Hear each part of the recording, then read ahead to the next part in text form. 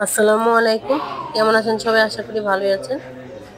তো আজকে রান্না করলাম বোয়াল মাছ আলু দিয়ে ভুনা করলাম, আর বাঁধাকপি ভাজি করলাম, ডিম দিয়ে ডাল রান্না করলাম। তো ভিডিওটা ভালো লাগলে যারা আমার ফেসবুক পেজ থেকে দেখতেছেন তারা আমাকে ফলো করে পাশে থাকবেন, আর যারা আমার ইউটিউব চ্যানেল থেকে দেখতেছেন তারা আমাকে সাবস্ক্রাইব করে পাশে থাকবেন। সবাই আমাকে সাপোর্ট করবেন। তো এক চুলা ভাত আর এক চুলা ডাল বসিয়ে দিলাম প্রতিদিনের মতোই। এদিকে সব কাটাকাটি করে নিয়েছি, সবকিছু রেডি করে নিয়েছি।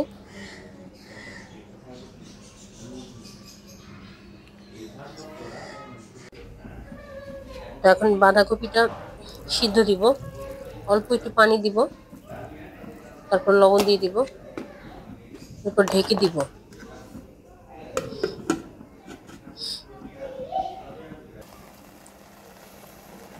ঢাকনাটা উঠে একটু নেড়ে চেড়ে দিলাম, আবার ঢেকে দিব,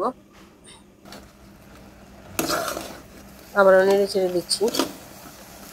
একবারে পানি টানা পর্যন্ত সিদ্ধ করবো এটাকে। এটা ওই চুলায় দিয়ে এই চুলায় বোয়াল মাছটা ভুনা করে নিব। পেঁয়াজ দিয়ে দিব, তেল দিব পরিমাণ মতো।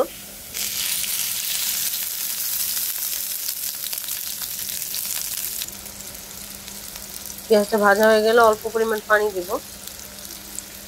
এদিকে বাঁধাকপিটাও সিদ্ধ হয়ে গেছে।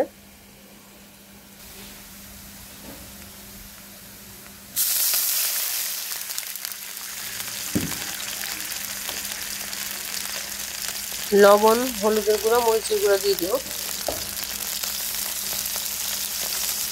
পরিমাণ মতো সব মশলা দিয়ে দিব।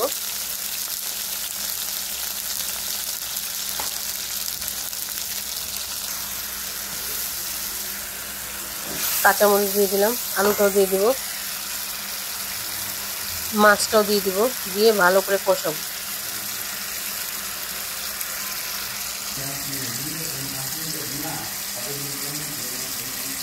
কষানো হয়ে গেলে পরিমাণ মতো ঝোল দিব।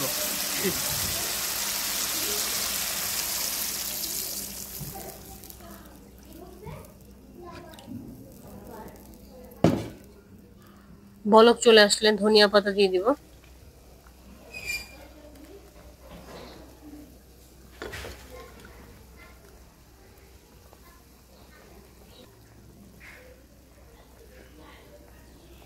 বোয়াল মাছের তরকারিটা ওই চুলায় দিয়ে এখন এই চুলায় বাঁধাকপিটা বাগার দিব।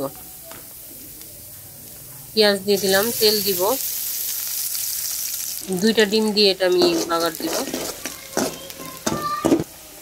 পেঁয়াজটা ভাজা হয়ে গেছে, এখন ডিম 2টা দিয়ে দিব, অল্প 1 চিমটি লবণ দিব। ডিমটা ভালো করে ভাজা ভাজা করে নিব, ঝুড়ো ঝুড়ো করে নিব। এখন বাঁধাকপিটা দিয়ে দিব,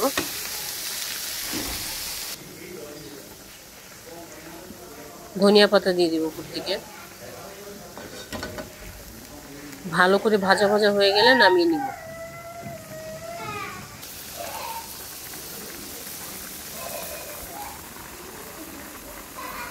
এই যে এদিকে মাছটা, এটাও ঝোলটা টেনে আসলে নামিয়ে নিব।